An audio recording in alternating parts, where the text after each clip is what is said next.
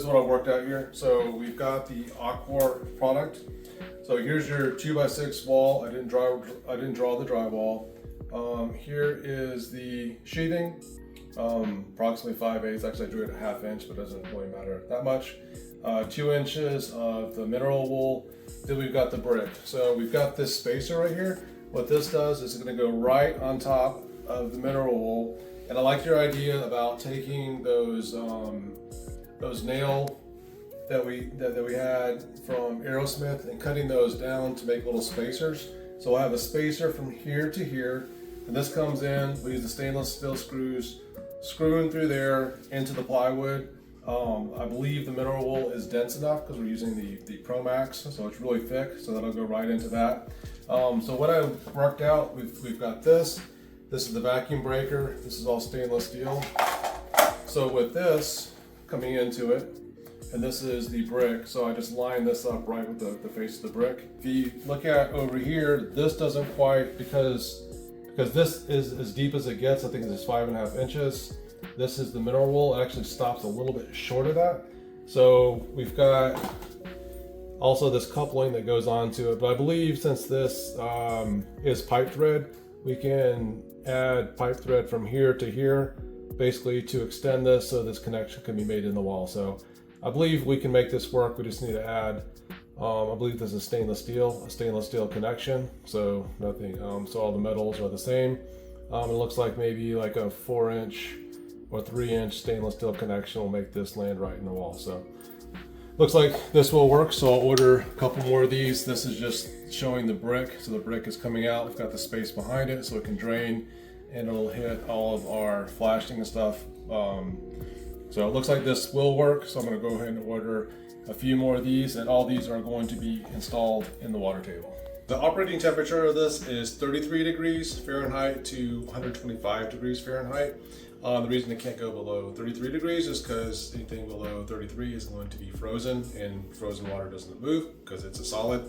However, this is designed to go to not fail at, I believe it's designed for a -30 degrees Fahrenheit. And so this is very, very cold. And the reason is this is stainless steel. It's also insulated around it, and it's designed to drain out. So basically very little thermal conductivity here.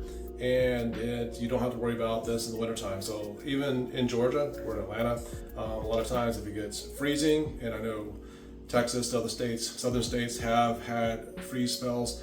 If you have a regular hose bib, when it gets down to be that cold, it can freeze inside the hose bib, cause a leak inside your wall, cause lots of damage, something like this. I know it's a little bit of an investment to get this. However, you don't have to worry about water freezing inside your walls.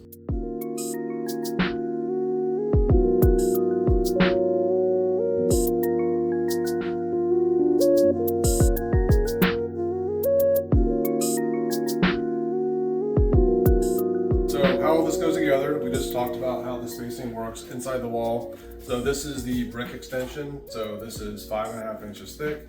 Gives plenty of room for drainage behind it, a little airspace so it can dry out, and for different dimensions of brick. So this goes into the wall first. Then we are going to have this, which is just the cap. So this screws, this gets attached and lines up with the holes on this. And then notice that this is at a probably 5-degree angle. That's because you want this to drain out. When in the wintertime, when you remove the hose bib, this naturally drains out, but this goes right on top of that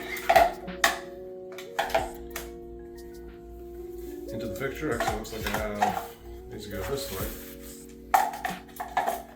So this is what the finish looks like when you open up the cap, up and down.